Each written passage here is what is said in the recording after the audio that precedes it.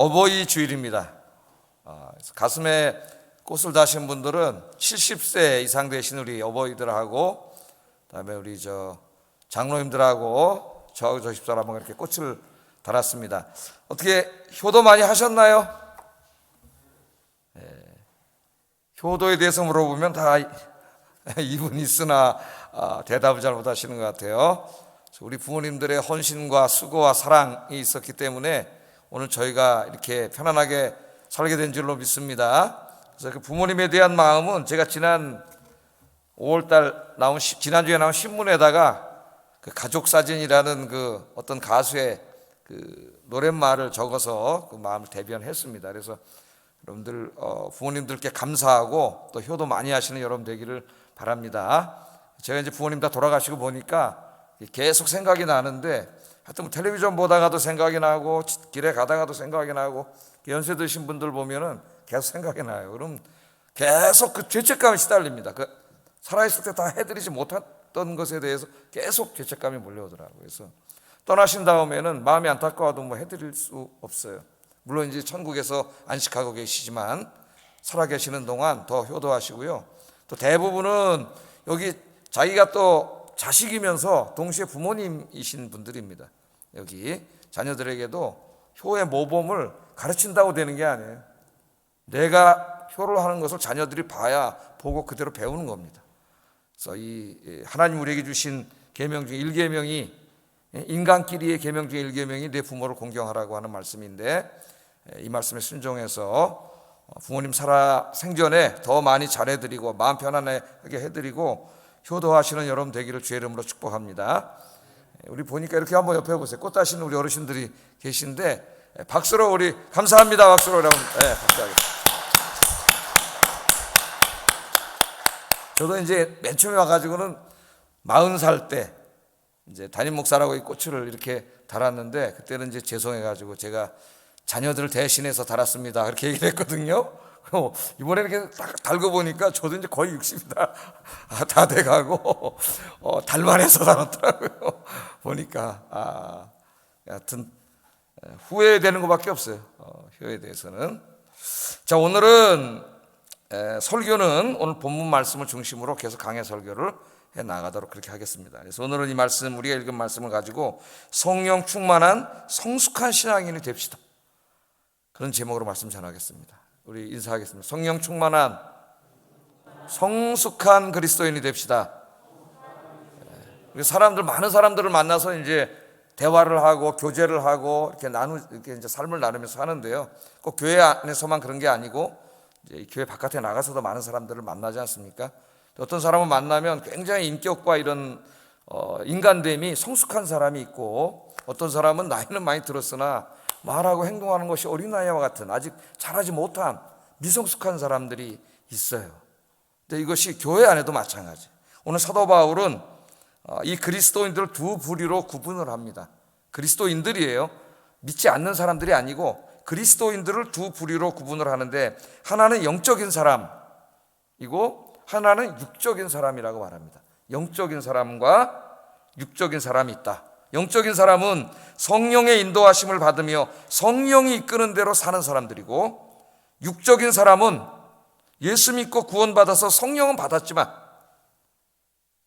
성령 충만하지 못하여 여전히 육신에 이끌려 다니는 사람입니다. 여전히 육신에 이끌려 다니는 사람. 그런데 바울은 고린도 교회 교인들에 대해서 오늘 이야기하면서 그들을 영적인 사람이라고 하지 않고 그들을 육적인 사람이라고 부르고 있습니다. 육적인 사람.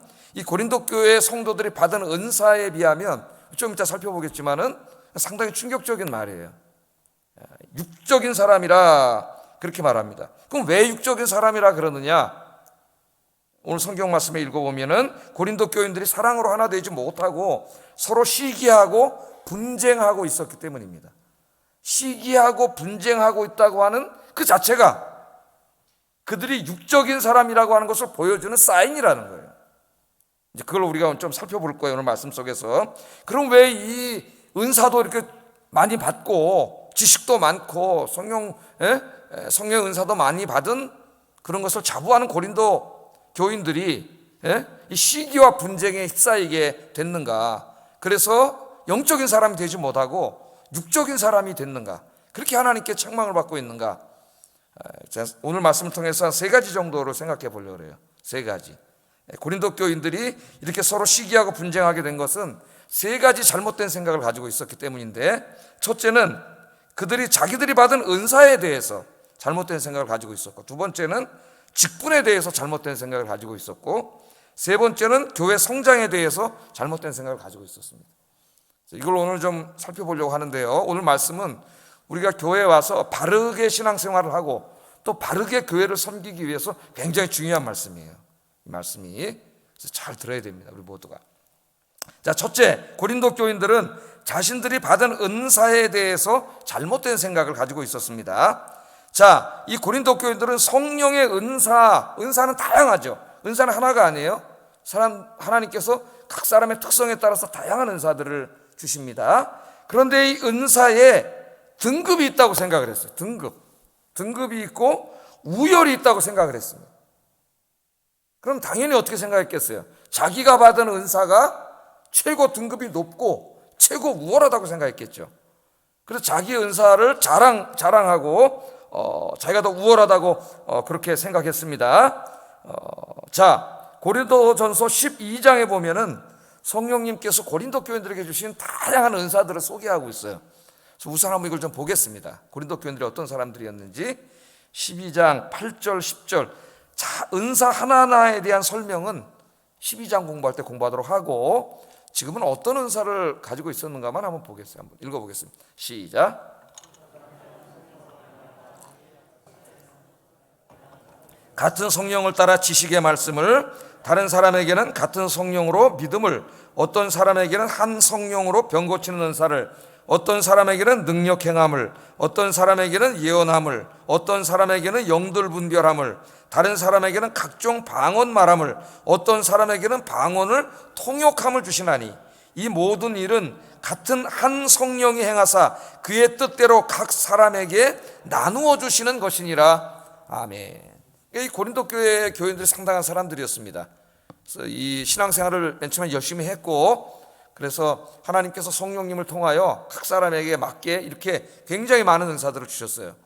근데 이제 이 은사들을 가만히 보면은 한 3가지 범주로 나누어지는데, 첫 번째는 성경 말씀과 신학적 지식에 밝은 은사를 가진 분들, 그런 분들이 있죠. 주로 이제 교사를 하고 가르치고 이런 일들을 이제 하는 걸 좋아하는 분들인데, 이런 분들이 있고, 또 어떤 분들은 병을 고치고 귀신을 쫓아내고 하는 어떤 이런 능력을 행하는 은사를 받은 분들이 있습니다. 장로교 안에서는 좀 이런 일이 없는데, 조금 우리 교단을 떠나서 순복음교나 성결교 하는 데로 가면은, 제가 어렸을 때 이제 성결교를 한 거의 10년 다녔는데요, 이런 것을 굉장히 강조를 합니다. 그 다음에 이제 또 하나, 3번째는 방언하고 통역하고 영을 분별하고, 이제 예언한다는 말은, 오늘 여기서 예언한다는 말을 미래를 점치는 것을 이해해가지고 그런 의미의 예언, 이런 것들을 굉장히 강조하는 그런 은사들을 가진 분들이 있습니다. 그런데 고린도 교회 안에 이제 다 똑같지는 않지만 굉장히 은사가 많지만, 제가 한번 큰 범주로 이렇게 나눠 본 거예요. 이런 분들이 있었어요. 자, 그런데 이 사람들이 모두가 각각 자신들의 은사를 자랑했고, 자신들의 영적인 사람이고, 성령의 사람이고 성숙한 신앙인이라고 자부를 했습니다. 자기가 최고라고 생각을 했어요, 이 사람들이. 자, 그렇게 함으로써 왜 그렇게 할까요? 교회 안에서 어떤 지위를 확보하고 영향력을 행사하려고 서로 경쟁하게 된 거죠. 경쟁. 사람이 모인 곳에는 항상 비슷한 일이 일어납니다. 그죠? 교회 모임만이 아니라 여러분 사회에서 다양한 모임 속에 가보면 그 가운데 자기를 자랑하고 자기 능력을 자랑하고, 그래서 사람들에게 인정받고 칭찬받고 어떤 지위를 차지하고 자기 영향력을 행사하고 그러고 싶은 욕망이 있어요. 이 사람의 욕구 중에서 최고의 욕구가 뭐냐면은 인정받고 싶은 욕구라 합니다. 인정받고 싶은 욕구. 자기가 속한 공동체의 사람들이 자기를 인정해주고 높여주고 그럴 때 살맛이 나는 거예요. 그래요, 안 그래요? 굉장히 기분이 좋습니다. 그러면 그게 다 나쁘다고 할 수는 없지만, 이게 잘못하면 그 안에 엄청난 사단이 역사할 수가 있어요. 지금 고린도 교인들은 이 안에 사단이 역사한 거죠. 자, 그래서 자기들이 이제 굉장한 사람이라고 생각을 하고 서로가 이제 막 다툰 거죠. 한 4파 정도로 나뉘었다 그랬잖아요. 그죠? 그래서 막 자기를 자랑하고 높이고 막 이러다 보니까 자기가 다른 사람들을 시기하고 시기의 결과는 반드시 분쟁으로 나타나죠. 서로 분쟁하고 막 이런 일들이 벌어지고 있는데도 자기들이 대단한 사람이라고 생각을 했어요. 그런데 사도 바울이 오늘 이야기를 합니다. 너희들은 그렇게 대단한 자가 아니야. 당신들은 성령의 사람들이 아닙니다. 당신들은 육신에 속한 자들입니다. 그런 거죠. 깜짝 놀란 거죠. 육신에 속한 자들, 즉 다시 설명을 해요. 그리스도 안에서 어린애들입니다. 어린애들. 예? 여러분, 저 나이가 많다고 다 어른이 아니에요. 교회 오래 다녔다고 다 성숙한 사람이 아니에요. 나이가 많아도 행동하고 말하는 게 어린 나이 같은 성숙하지 못한 인격이 있을 수가 있죠. 나이가 좀 젊어도 굉장히 인격이 성숙한 분들도 있습니다. 교회 안에도 마찬가지예요. 신앙의 연조가 오래되면 그것이 사실은 성숙으로 이어져야 되는데 다 그런 건 아니에요. 교회를 오래 다녀도 어린아이 같은 사람들이 있어요. 자, 오늘 1절 2절 보겠습니다. 바울이 혹독하게 책망을 합니다. 읽어봅니다. 시작. 육신에 속한 자 곧 그리스도 안에서 어린 아이들을 대함과 같이 하노라. 내가 너희를 저주로 먹이고 밥으로 아니하였노니 이는 너희가 감당하지 못하였을 거니와 지금도 못하리라. 너희는 육신에 속한 자고 그리스도 안에서 어린 아이, 미성숙한 자라는 거예요. 미성숙한 자. 그래서 좀 내가 있을 때에도 복음의 기본적인 것도 가르치고 뿐만 아니라 기독교인이 어떻게 살아가야 되느냐에 따라서 기독교 세계관, 역사관, 정치관, 경제관 다가 아니라 밥과 같은 딱딱한 음식들 이게 먹여야 되는데 너무 항상 어린애들이었기 때문에 밥을 못 먹였다는 거예요. 젖만 먹였다는 거예요. 그러니까 젖을 먹는 건 진짜 애기잖아요, 애기. 예? 그러니까 어린애, 애기라는 거예요, 애기. 근데 그들은 성숙한 자라고 생각하고 있어요, 자기들이. 근데 하나님은 바울을 통해서 꾸짖습니다. 예? 자, 여기 조금 하나 좀 살펴볼 거는요, 3장 오늘 읽은 1절과 3절에 육신에 속한 자 그렇게 말했는데 이것은 헬라어로는 사르키노이스, 저기 써있죠, 노랗게 사르키노이스라고 하는 말인데 이 말은 성령은 받았으나 아직 육신의 본성이 더 강하게 작용하는 미성숙한 사람, 고린도 교인들을 지칭하는 말이에요. 그러니까 구원은 받은 거예요. 구원은 받아서 구원받으면 성령님 찾아오시잖아요. 그럼 이제 당연히 성령 충만해서 성령의 인도함을 받아야 되는데 여전히 육신에, 예수 믿기 전에 육신의 힘이 강하게 작용해가지고 육신에 이끌려 사는 사람들을 말해요. 근데 이제 그 조금 앞에 여러분 2장 14절 성경에 보세요. 2장 14절. 제가 지난주에 2장 14절 부분을 14, 15, 16을 깊이 강의 안 하고 그냥 지나갔는데 그 2장 14절에 보아도 육신에 속한 자라고 나오죠. 거기도 줄쳐놓으세요. 육신에 속한. 이 말은 오늘 우리가 읽은 3장 1절 4절에 나오는 3절에 나오는 육신에 속한 자하고 전혀 다른 말입니다. 원어로. 이 2장 14절에 나오는 육신에 속한 사람은 푸시키코스라는 말을 번역했어요. 푸시키코스. 이거 정확하게 번역하면 혼적인 사람 그런 말인데요. 이 말은 구원받지 못하여 성령이 그 안에 없는 사람이에요. 그래서 이렇게 성경을 주의 깊게 읽는 사람이 2장 마지막 부분과 3장을 읽으면 혼돈이 옵니다. 이 사람들이 다른 사람인 것 같은데 이게 똑같은 말로 번역을 했기 때문에 우리말로 번역을 똑같이 해버렸어요. 전혀 다른 말인데 하나는 구원받지 못한 사람이고 하나는 구원받았지만 아직 성숙하지 못한 사람이거든요. 그래서 2장 14절은 육신에 속한 자, 구원받지 못한 자, 성령 받지 못한 자는 성령 받아서 구원받은 사람들이 누리는 그 은혜에 대해서 알지 못한다는 말이에요. 그 말이고 오늘 이제 3장 1절하고 3절에 나오는 이 육신에 속한 자는 예수 믿고 구원은 받았으나 성장하지 못하고 신앙이 성숙하지 못하고 여전히 육신적인 삶을 살아가는 그런 고린도 교회 성도들을 말하는 거예요. 우리말로 똑같이 육신에 속한 자로 해놔가지고 이 사람들이 성경을 읽을 때 혼돈이 되게 되어 있습니다. 자, 그럼 계속 한번 공부를 해보겠어요. 자, 고린도 교인들은 아까 봐요. 은사를 보세요. 그 은사 대단하지 않습니까? 성령의 은사가. 예? 그러니까 뭐 당연히 교만해지고 자기를 굉장히 높이고 자랑하고 내가 우리 교회에서 진짜 대단한 신앙인이야, 성령 충만한 사람이야, 이렇게 자랑해 왔는데 오늘 사도 바울은 뭐라 너희는 육신에 속한 자 어린아이들이야 그러잖아요. 왜 그러느냐?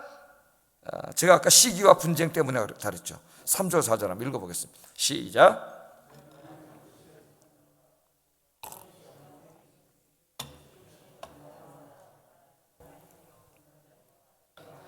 바울에게라 하고 다른 이는 아볼로에게라 하니 너희가 육의 사람이 아니리요. 그렇게 말합니다. 성숙하고 영적인 사람임을 자부하는 사람들에게 너희는 육신에 속한 자가 어린아이다. 왜냐하면 너희가 지금 나는 바울파고 아볼로파고 그러면서 서로 시기하면서 분쟁하고 있지 않느냐. 시기하고 분쟁하고 있다고 하는 그 자체가 이미 그 사람이 어린 나이라고, 육신에 속한 자라고 하는 증거예요. 증거. 자기가 아무리 대단한 사람이라고 하더라도 하나님이 그것을 여기에 지적해 줍니다. 자, 우리 1장에서 공부할 때 고린도 교인들은 뭘 자랑했다 그랬어요? 고린도 사람들은, 교인이 아니라 고린도에 살고 있는, 도시에 살고 있는 사람들은 자기의 지식과 지혜와 문벌을 자랑했다 그랬죠.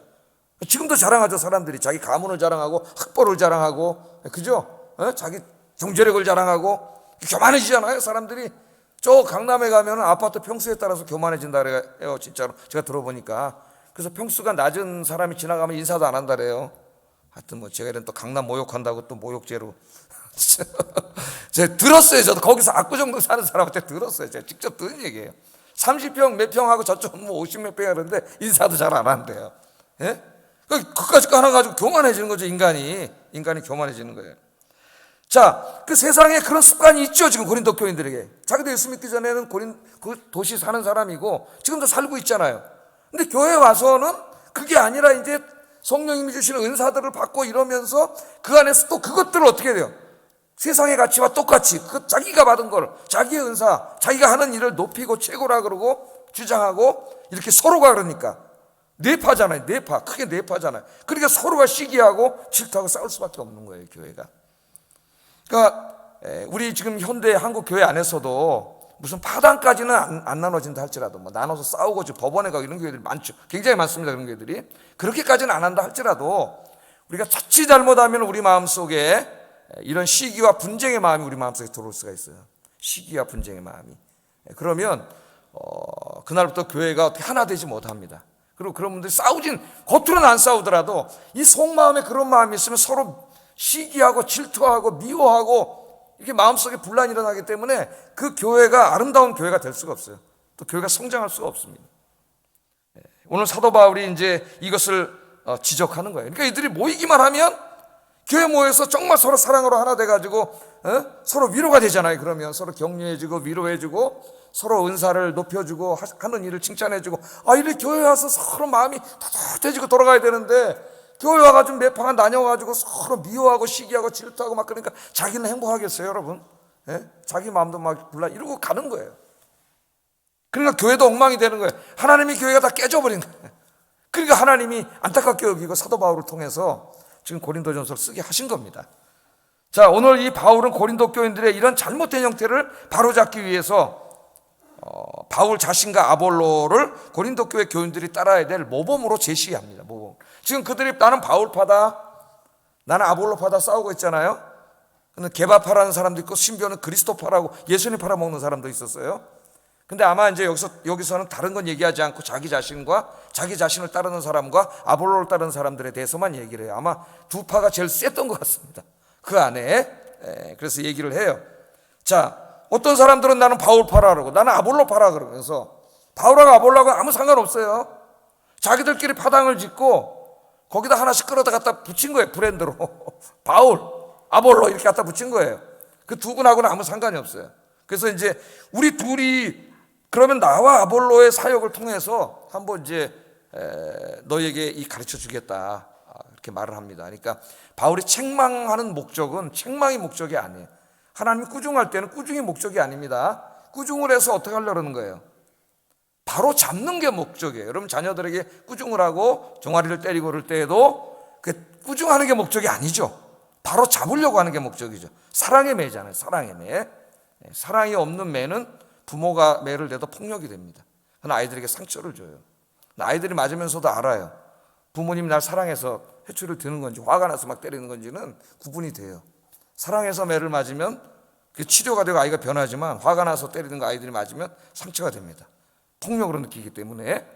자, 한번 읽어보겠어요. 6절 9절 한번 읽어보겠습니다. 시작.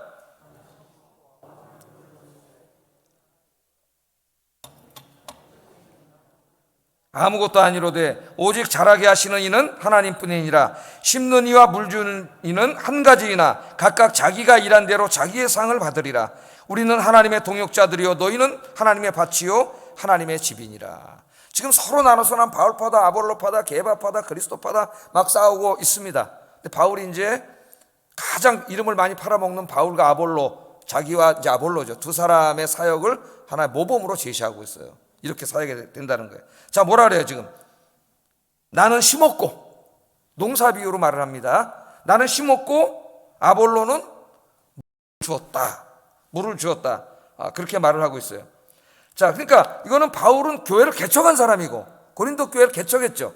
거기에 맨 처음에 교회 다니는 사람 한 명도 없었어요, 그리스도인이. 근데 바울이 가서 복음을 전해서 대단한 거죠. 전도를 해서 교회를 세워놨죠. 그리고 어느 정도 가르치다가 바울은 선교사니까 또 떠났어요. 아마 바울이 떠난 다음에 아볼로가 와서 여기도 가르쳤고, 또 아볼로 이후에는 게바도 와서, 베드로도 와서 가르쳤고 이랬던 것 같아요. 이 상황을 보면은 아볼로는 그 다음에 와서 바울이 짧은 기간 있었기 때문에 깊이 있게 성경을 다 못 가르쳤습니다. 그러니까 아볼로는 좀 가르치는 은사가 있었던 것 같아요. 그래서 성경 지식으로 쫙 이제 가르쳤죠. 그 말을 하는 거예요. 나는 심었고 아볼로는 물을 줬어요. 난 교회를 개척했고 아볼로는 가르쳤다. 여러분, 누가 더 중요한 일을 했습니까? 우리가 늘 생각하는 게 그런 생각을 하잖아요. 누가 더 중요한 일을 했는가? 누가 더 공이 큰가? 누가 더 우월한가? 이게 어리석은 고린도 교인들의 생각이에요. 맨날 이 짓을 하고 있는 거예요. 예? 바울이 최고다, 아볼로가 최고다, 그러는 거죠. 자, 오늘 사도 바울은 여기에 대해서 뭐라고 이야기합니까? 자기와 아볼로 두 사람의 사역은 하나님 앞에 동등한 사역이라고 해요. 동등하다. 뭐 차별이 있고 우열이 있고 등급이 있고 그런 게 아니에요. 동등하다는 거예요. 그래서 바울은 자신과 아볼로를 하나님의 뭐라 그래요? 동역자라 그러잖아요. 동역자. 하나님의 동역자들입니다. 두 사람은 은사가 달라요. 같은 목회자라도 은사가 달라. 목회자라고 다 똑같은 사람이 아니에요. 그죠? 은사가 다 달라요. 예? 그래서 자기하고 이렇게 성향이 맞는 목회자가 있는 곳으로 사람들이 이렇게 이제 흩어지는 거죠. 예? 말씀을 진짜 깊이 알고 그걸 쪼개고 이렇게 논리적으로 신학적으로 알고 싶은 사람은 우리 교회 오는 게 맞을 거예요, 아마 저하고 설교가. 그러나 또 다른 걸 추구하는 사람은 잘 안 맞을 수도 있어요. 졸릴 수도 있어요. 제가 그걸 압니다. 자, 어차피 제가 이 교회 목회자가 됐는데 사람들은 항상 우열을 따지지만 바울은 그래요. 은사가 달라. 자기들은 바울과 아볼로 자기는 은사가 다르고 한 일도 달라. 나는 심었고 저 사람 물을 줬어요. 예? 그러나 뭐라 그래요? 두 사람 중에서 바울이 뭐라 그럽니까? 내가 교회를 개척했기 때문에 내가 더 공로가 많지 않느냐? 내가 더 우월하지 않느냐? 내가 더 중요한 일을 하지 않느냐? 그 사람 나중에 와서 가르쳤을 뿐인데 근데 무슨 아볼로 파가 있냐? 나 다 바울 파가 돼야지. 이렇게 말을 했습니까? 바울이. 그게 이제 우리 인간들이 하는 짓인데 바울이 그렇게 말하지 않잖아요. 아볼로와 자기는 무슨 차별이 있는 게 아니라 구별이 되지 않아요. 예? 우열이 없어요. 다 그냥 은사가 다르고 한 일이 다르지만 하나님의 동역자로서 똑같이 하나님의 일을 했을 뿐이다. 그러나 하나님의 일을 했을 뿐. 이것이 우리가 이제 가져야 될 중요한 마음의 자세입니다. 그러니까 나를 더 존경하거나 뭐 아볼로를 존경하거나 그 의미가 없는 거예요. 똑같이 하나님의 일을 했다. 그렇게 말하고 있습니다. 하나님도 두 사람이 한 일에 대해서 구별하거나 등급을 매기지 않아요. 하나님은 각자가 자기에게 맡겨주신 일을 성실한 것에 대해서 어떻게 한다래요? 거기에 상응하는 상을 주신다래요. 하나님께서. 그러니까 여러분도 그렇게 섬기면 돼요. 예? 우리는 은사가 다르고 하는 일이 다르지만 서로 비교하고 우열을 가리고 경쟁할 필요가 없어요. 예? 그건 어린 아이들이나 하는 짓이에요. 성숙하지 못한 사람이 하는 짓이에요. 나하고 저분하고 은사가 달라. 하는 일도 달라. 그러나 우리는 다 누구의 일을 하고 있는 거예요? 똑같이 하나님의 일을 하고 있는 거죠. 하나님의 똑같이 동역자예요. 그러니까 경쟁할 필요도 없고 우열을 뭐 할 필요도 없고 자랑할 필요도 없어요. 나는 내가 한 일에 대해서 하나님께 상을 받을 것이고 또 저분이 한 일에 대해서 하나님 앞에 상을 받게 될 줄로 믿습니다. 그러니까 우리는 어떻게 해야 돼요? 바울과 아볼로처럼 서로 인정해주고 자기보다 다른 사람을 더 높이고 찬양하고 칭찬해주고 그렇게 서로 동역하라는 거예요. 동역.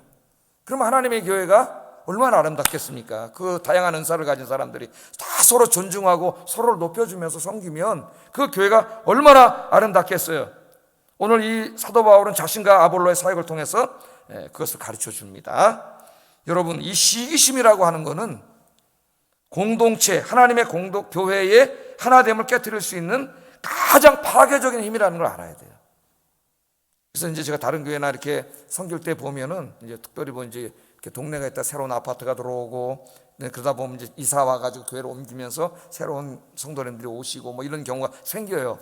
근데 그런데 왕왕 나타난 현상이 이제 그 교회 먼저 다니는 분들이 자기가 봉사하던 부분들이 있는데 새로 또 오신 분들이 와서 봉사를 하면서 자기가 봉사하는 것보다 더 어떻게 보면 더 눈에 띄기도 하고 더 열심히 하기도 하고 이렇게 되면서 여기에 시기와 질투가 일어나는 걸 제가 여러 번 봤어요. 그래서 그렇게 아름답게 믿음 생활 잘하고 사랑으로 섬기던 분이 어느 날 막 화가 얼굴로 일그러져 있고 막 남을 비판하고 욕하는 것밖에 안 해요. 시기심에 사로잡히면 그래요. 예? 그런 게 제일 문제가 자기가 제일 불행해지는 거예요. 교회가 행복하지 않아요. 교회 생활이. 예? 이 시기심이라는 게 이걸 잘 다스리지 못하면 큰일 납니다, 여러분. 목사들은 그럴까요, 안 그럴까요? 목사님들도 모이면 저 노회 모이고 총회 모이잖아요. 거기 맨 목사님들만 모여 있어요. 그 안에서 똑같은 일이 또 벌어져요. 파당 나누고 거기서 서로 자기가 우두머리가 되려고 그러고 그 정치를 하고 이런 참 꼴불견 일들이 참 부끄러운 일이지만 거기서 또 벌어지는 걸 우리가 보게 됩니다. 우리 인간들이 그러니까 이것을 성령으로 기도로 우리가 잘 다스려야 되는데요. 어떤 경건한 수도사 한 분이 있었습니다. 수도사가 진짜 훌륭한 분이에요. 사탄이 아무리 쓰러뜨리려고 해도 쓰러뜨릴 수가 없어. 그래서 사탄이 귀신들을 모아놓고 회의를 했다 그래요. 회의를 해가 저 수도사를 어떻게 쓰러뜨릴 것인가 회의를 해가 작전을 짜서 제일 먼저 이제 금덩어리, 사람 돈 좋아하잖아요. 돈 앞에 다 쓰러지잖아요. 금덩어리 가져가서 이제 유혹을 했더니 꿈쩍도 안 하는 수도사. 금 같은 거는 금보기를 돌처럼 여기는 거예요. 야, 금은 안 통하네? 그럼 그 두 번째 남자가 약한 게 뭐예요? 이 여자다. 그래가지고 이제 아리따운 여성을 가서 유혹을 해서 쓰러뜨리려고 또 했는데 꿈쩍도 안 하는 거예요. 예? 그런데 관심을 보이지 않는 거예요. 이 수도사가. 그래서 논의를 하다가 세 번째 뭘 가져갔죠? 강력한 무기인데 자기가 하고 있는 일에 대해서 의심을 갖게 했어요. 아, 당신 말이야 그렇게 혼자 세상 즐거움 다 내려놓고 주님만을 위해서 열심히 다 희생하고 일하는데 그래봐야 누가 알아주냐. 그거 인생 한 번뿐인데 그거 때려치고 세상 즐기고 살아라. 이렇게 유혹을 했는데도 꿈쩍도 안 하는 게 있어요. 이거 너무나 훌륭한 사람이죠. 돈, 여자, 세상 즐김 이것 때문에 인간이 다 넘어가는데 오늘날 많은 사람들이 타협하고 사는데 꿈쩍도 안 하는 거예요. 그게 또 회의를 하다가 마지막 하나 가져간 게 뭐냐면 야, 그럼 이번에 시기심으로 쓰러뜨리자. 그래갖고 사탄이 가가지고 수도사 귀에다가 속삭였다는 거 아니에요. 수도사님, 지금 당신과 라이벌이 당신 종단에 지금 총회장이 됐습니다. 그렇게 귀에다 속삭였더니 수도사가 화를 내면서 그런 놈이 총장이 되면 벌떡 치면서 일어나더라는 거예요. 화를 내면서 나가더라는 거예요. 그래서 마귀가 승리했답니다. 마귀가 뭘 보여줘요? 이 시기심이 이렇게 힘든 거라는 거, 우리를 파괴시킨다는 거예요. 여러분, 누구나 인간에게는 시기심이 있습니다. 어느 정도는 있어요. 작은 씨앗이 싹 들 때 기도로 말씀으로 이것들을 뿌리 뽑아야 돼요. 그래야 모든 성도들을 서로 인정해주고 사랑해주고 격려해주고 높여주면서 함께 섬기는 교회를 만들 수 있어요. 그래야 자기도 행복해집니다. 우리 아영교인들이 그런 훌륭한 성숙한 그리스도인들이 되시기를 주의 이름으로 축복합니다. 두 번째, 고린도 교인들의 잘못은 뭐냐? 직분에 대해서 잘못 생각하고 직분. 자, 그들은 교회 직분을 그들이 교회 다니기 전에 사회 생활할 때 관직으로 이해를 했어요. 관직으로. 그래서 관직은 뭐예요? 높은 자리에 올라가고 영향력을 미치고 군림하는 거죠. 근데 교회 직분을 그렇게 이 사람들이 이해를 해가지고 직분을 받은 다음에 똑같은 생각을 가진 거예요. 교회 안에서 내가 군림하고 어떤 지위를 얻고 영향력을 행사하리라. 그러니까 그건 뭐예요? 교회를 내 마음대로 하리라는 거죠. 내가 이제 직분자가 됐으니까. 그러니까 직분을 잘못 이해한 거예요. 그 사도 바울이 여기에 대해서 이렇게 얘기합니다. 5절 한번 읽어보겠습니다. 5절 시작.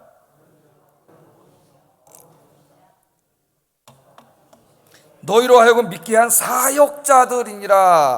그래서 바울은 고린도교 직분자들을 가지고 얘기하지 않고 자기와 아볼로에 대해서 이야기를 합니다. 너희들이 그렇게 떠받들고 있는 나 바울하고 아볼로가 도대체 누구냐? 이 사람들은 너희로 하여금 하나님을 믿게 한 사역자들이니라. 사역자에다 붙여보세요. 사역자들이니라 그렇게 말합니다. 자, 목사를 비롯한 교회 모든 직분은 무엇인가? 바울은 사역자라고 이야기해요. 사역자. 이 사역자는 헬라어로 디아코노이를 번역한 말입니다. 세상의 관직은 저기 써 있죠. 아르케라는 말이에요. 아르케. 전혀 달라요. 헬라어가. 디아코노이라고 하는 말을 우리말로 이제 사역자라고 번역하는 거예요. 근데 디아코노이는 누구에게 쓰던 말이냐면은 이 당시에 노예나 종에게 쓰는 말입니다.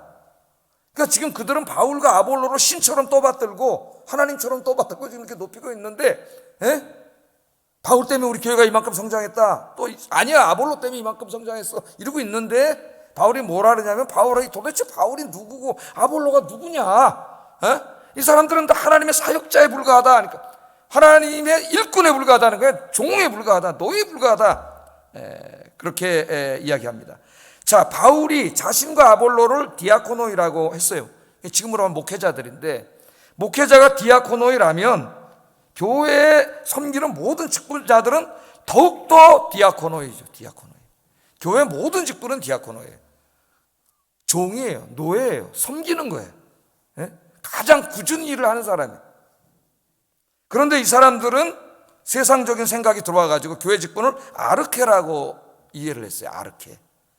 아르케라는 말은 지배한다, 군림한다 그러는 말로 세상의 관직자들에게 붙이던 의미입니다. 여기서 우리는 교회 리더십과 세상의 리더십의 큰 차이를 발견하게 되는데, 세상의 높은 관직을 가진 사람은 거만해지고 군림하고, 그죠? 명령을 내리고 이런 사람들이죠. 이런 데 익숙한 사람들이. 그런데 교회 직분은 아르케가 아니라 디아코노예요. 그건 종이에요. 종. 교회의 노예예요. 다른 사람들을 섬기는 거예요. 또 겸손할 수밖에 없죠. 겸손하게 섬기는 사람, 그 사람이 노예입니다. 그래서 우리 하나님의 일꾼들은 다 아르케가 아니라 디아코노이다, 그렇게 말하는. 그러니까 목사를 비롯한 교회의 모든 직분자들은 다 뭐예요? 디아코노이. 섬기는 사람들이다. 그것을 강조하고 있습니다. 만일 어떤 사람이 교회의 직분을 이걸 세상적으로 이해해서 아르케라고 이해하고 있다면은 그 사람은 육에 속한 자요, 어린아이요, 미성숙한 자예요. 그러므로 직분을 받으면 안 됩니다. 그러니까 직분에 대해서도 부정적으로 생각해도 안 돼. 직분은 하나님이 주시는 선물이기 때문에 직분을 사모하는 게 맞아요. 그런데 내가 왜 직분을 사모하느냐 하는 그 동기가 분명해야 돼. 직분은 뭐예요? 내가 이제는 디아코노이가 돼서 하나님의 교회를 섬기고 성도를 섬기는데, 종들이, 노예들이 그 주인을 섬기는 것처럼 그런 겸손한 자세로 교회를 섬기겠습니다. 성도들을 섬기겠습니다. 이 교회 굳은 일을 다 하고, 교회 이런 어려운 일들에 더 내가 헌신하겠습니다. 그래서 내가 직분자가 되기를 원합니다. 그게 올바른 마음이에요. 직분자가 되려고 하는 자는 그런 마음을 가져야 돼요. 그런 사람들은 성경은 영적인 사람이고 성숙한 사람이에요. 내가 이 직분을 받아서 이제 교회 아르케처럼 생각을 하고 내가 지위를 얻고 내 영향력을 행사하고 이런 마음을 가지고 있다면 그 사람은 사실 직분자 자격이 없는 거죠. 어린 나이, 미성숙한 자예요.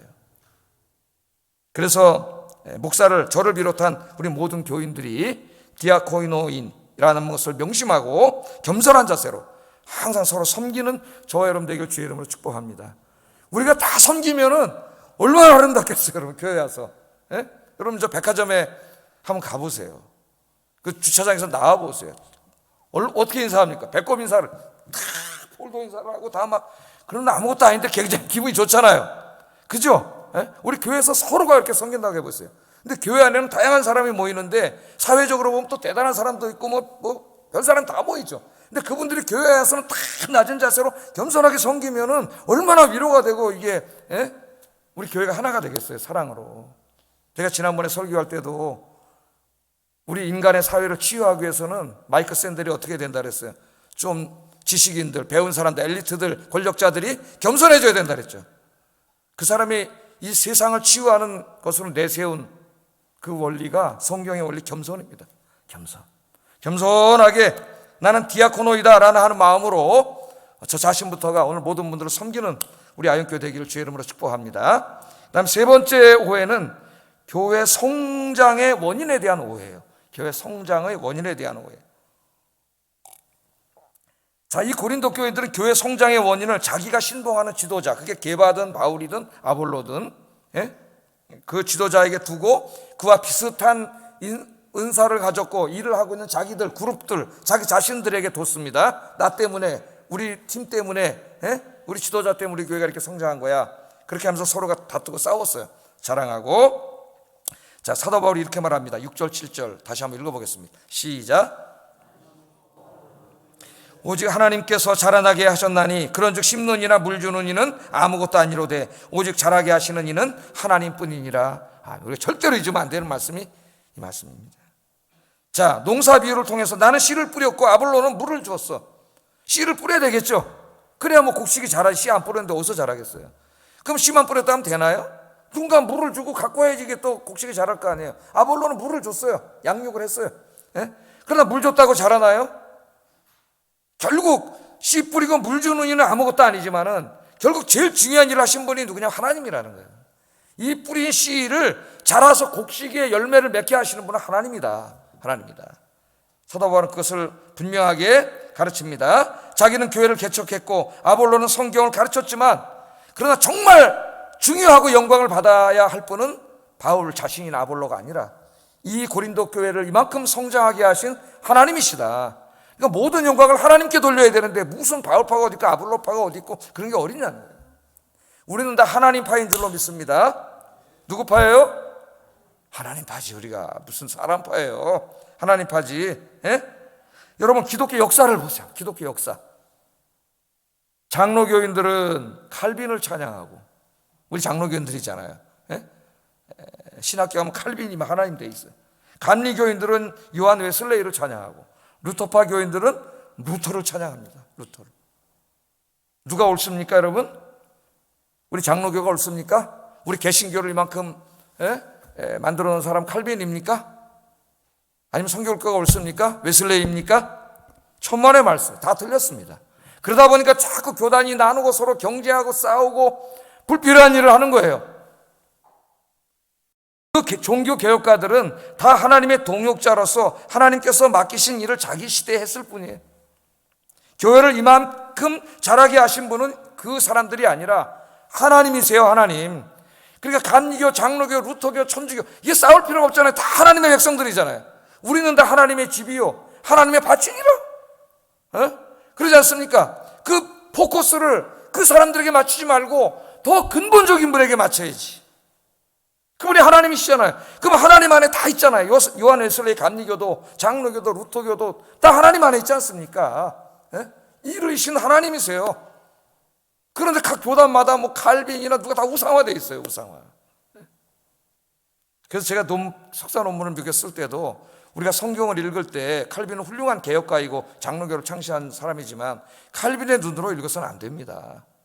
제 논문의 핵심이 그거예요. 칼빈의 눈으로 읽어서는 안 되고 바울 서신을 읽을 때는 1세기의 바울의 눈으로 읽어야지 왜 그걸 16세기에 칼빈이 이해한 칼빈의 안경을 끼고 자꾸 성경을 봐야 된다고 그렇지 않으면 뭐 이단이라 그러고 잘못했다 이런 것을 안 해야 된다. 칼빈도 그걸 원하지 않았을 거예요. 교회는 끊임없이 개혁돼야 되니까. 그는 한 사람의 훌륭한 개혁가로서 우리가 높여주고 인정해 줘야 되지만 그 하나님은 아니에요. 완전한 사람이 아니에요. 여러분 그러므로 우리는 모든 영광을 하나님께 돌려야 됩니다. 오늘 말씀은 그렇다고 그 목회자들 그 지도자들의 한 일을 과소평가해서도 안 되고 또 지나치게 과대평가해서도 안 됨을 가르쳐요. 하나님이. 자, 이 목회자들은 누구예요? 그런 종교개혁가들은 누굽니까? 하나님이 뽑아서 쓰신 일꾼들이에요. 하나님이 직접 일하신 게 아니라 그 사람들을 통해서 일을 하셨습니다. 그 사람들을 일꾼으로 사용하셨어요. 그러한 의미에서 바울과 아볼로나 종교개혁가들의 목회자들은 가치를 지녀요. 그런 의미에서. 그래서 우리 예수님께서도 뭐라 그랬어요? 그런 주의 종들의 수고를 알아주고 그 종들의 수고에 감사하면서 물 한 그릇이라도 대접하는 사람은 결단코 상을 잃지 아니하리라. 예수님 이렇게 말씀하셨어요. 그러니까 교회 사역하는 사람들의 그걸 과소평가라는 말씀이 아니라 그것에 대해 감사하고 인정하고 정말 물 한 그릇이라도 뭐 가난한 사람이 뭐 줄 게 있겠습니까? 물 한 그릇이라도 대접하면 하나님이 그걸 기뻐하시고 그 사람에게 상을 주신다는 그런 말씀이에요. 그러나 목회자와 지도자들은 하나님이 아니에요. 어떤 교회 가면은 목회자가 우상화되어 있는 교회가 있어요. 깜짝 놀랍니다. 깜짝. 목회자들은 그런 수고에 대해서 우리가 인정해주고 감사해야 되지만 모든 영광을 받으실 분은 하나님 한 분밖에 없는 줄로 믿습니다. 모든 영광은 하나님께, 우리 아이엠교회를 지켜주시는 하나님께만 영광 돌리는 여러분 되기를 주의 이름으로 축복합니다. 그러므로 성숙한 그리스도인은 목회자들의 수고, 또 다른 사역자들의 수고를 알아주고 감사하지만, 그러나 모든 영광은 하나님께 돌릴 줄 아는 사람이에요. 여러분들이 그렇게 되기를 주의 이름으로 축복합니다. 기도하겠습니다. 자, 오늘 말씀 세 가지 생각해 보면서 우리 안에 이런 마음이 있을 수 있기 때문에 기도합니다. 시기와 분쟁의 어린아이의 모습에서 벗어나 다른 사람의 은사와 수고를 인정하고 기뻐하는 성숙한 그리스도인이 되게 하소서. 두 번째, 하나님이 주신 직분으로 하나님과 교회와 성도들을 겸손하게 섬기는 성숙한 그리스도인이 되게 하소서. 세 번째는 사역자들의 수고에 감사할 줄 알되 모든 영광은 오직 하나님께만 돌리는 성숙한 그리스도인이 되게 하소서. 우리 앞에 보면서 눈 뜨고 하나하나 기도하세요. 괜찮습니다. 사랑과 은혜가 충만